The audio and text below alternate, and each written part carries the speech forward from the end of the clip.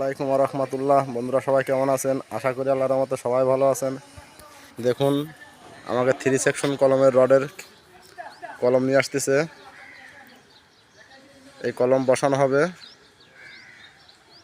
খুবই ওয়েট যেহেতু রড, তো এখানে একটা বসানো হয়েছে 1 সেকশন কলম। এর এখনও টপ জালি বান্ধা বাকি আছে। কলমের রড বেশ বড়, খুব সুন্দরভাবে কলম বান্ধা হয়েছে। এই যে সেই 3 সেকশন কলমের ক্যাপ, এটাতে নামবে। ওই মাথায় একটা 1 সেকশন কলম বসানো হয়েছে, টপ জালি বাকি আছে। টপ জালি বান্ধার পরেও আপনাদের সাথে ভিডিওটা শেয়ার করব। এখন কলম পাতানোটা শেয়ার করলাম। দেখুন, নিয়ে আসতেছে 6 জনে ধরে একটি কলম আনা হচ্ছে।